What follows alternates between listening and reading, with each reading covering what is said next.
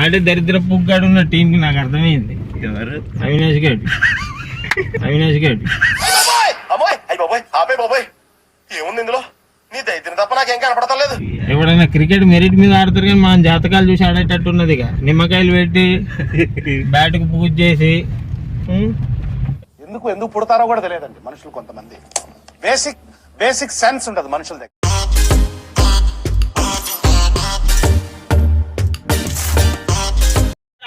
ఒక్క ball touch చేయలే bat కి, నువ్వు వికెట్ కి దెంగితే కథం. జింబాబే అనుకుంటే దెంగేష్టోళ్ళం మనం.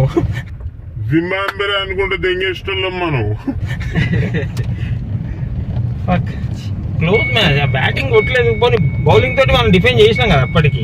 హరిగాడు లేక వాడు తొత్త అనుకుంటే బాగానే వేసిండి ఇవాళ. ఎన్నెళ్ళేంది నువ్వు రిప్పు 2 వికెట్లు తీసినావు 2 ఓవర్లు వేసి. ఎన్నెళ్ళేంది నీకు తీసినావు 2 ఓవర్లు వేసి. ఎన్నెళ్ళేంది నీకు. అందరికి ఇవ్వాలని బౌలింగ్ చేస్తలేను, బౌలర్స్ లేరని బౌలింగ్ చేస్తున్నాను. కానీ సెకండ్ ఓవర్ లో బెయిల్స్ లేసినా మస్తు అనిపించింది. ఇక బెయిల్స్ లేచినా ఇవే మాట్లాడు.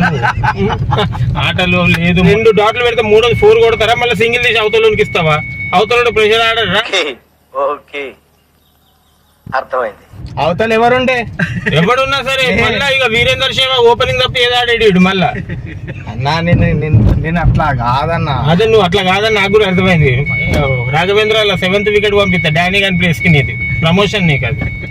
అప్పుడు ఒక ఓవర్ కూడా ఇస్తా. డిమోషన్ వాడికి ప్రమోషన్ నాడు ఆనందపడతాడు. ఒక బౌలింగ్ అని వస్తుంది అని ఒక ఓవర్.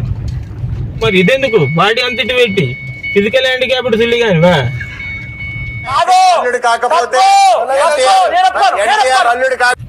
టైర్లకు ప్యాచ్లు వేసే నా కొడుకులు అందరినీ తీసుకొచ్చి క్రికెట్ ఆడిపిసి ఇట్టనే ఉంటుంది నాది. టైర్లకు ప్యాచ్లు వేసే నా కొడుకులు అందరినీ తీసుకొచ్చి క్రికెట్ ఆడిపిసి ఇట్టనే ఉంటుంది నాది తప్పు.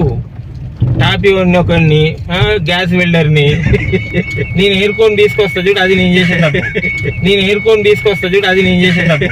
సార్ మీరు కామెడీ చేయకండి సార్, సీరియస్ గా మాట్లాడుతున్నారు. పోయేటోడు సుల్లిగాడు కొత్త బాల్ ఎగిరిండు, స్పైడర్ మ్యాన్ అనుకున్నాడు. మొడ్డ ఆయన బతుకి స్ట్రేట్ గా బాల్ వస్తేనే పట్టాడు.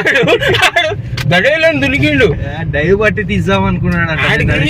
జోకేం తెలుసా, ఆడు గాల్లో ఉన్నప్పుడు నాకు అర్థమైంది బాల్ కైలో పెట్టాడు. లేకపోతే గాంధీ హాస్పిటల్ దండలు వాళ్ళు మళ్ళీ ఆయననే ఫోన్ చేసిండే అన్న మధ్యలో. ఎందుకు నిన్ను జాయిన్ కమ్మన్నా? అరే అట్లా కాదన్నా, నార్మల్ గా ఏమని ఏడున్నావు, ఎట్లున్నావు, ఏం చేస్తున్నావు అని. వాడెందుకు, వాడు నాకే చేయడు, మీకెందుకు చేస్తాడు? అట్లా పెట్టుకోవాలి మనుషులని. వాడు ఎవరితో మాట్లాడుతున్నావో తెలిసే మాట్లాడుతున్నావా? నాకే చేయడు, మీకెందుకు చేస్తాడు? అట్లా పెట్టుకోవాలి మనుషులని. వాడు నా చెడ్డి ఆడు. ఓకేనా, కాలేజ్ నుండి డాన్ బాస్కో మీ జూనియర్ అయినా. ఎంత సీనియర్ అయితే పలకరించాలని రూల్ లేదుగా అన్న. పలకరించుడు వేర్రా చూతి. అవి ఎట్లా ఉంటాయినో త్వర నేను చూడలేదు నిన్ను. అదే ఆయన హెయిర్ ఇట్లా జుట్టు పెట్టుకొని ఉండడా అన్న. ఆయన బాల్ ఇట్లా ఇంకా లోపలికి వచ్చింది, నన్ను నెత్తి మీదకని కొడదామంటే హెయిర్ ఇట్లా జుట్టు పెట్టుకొని ఉండడా అన్న.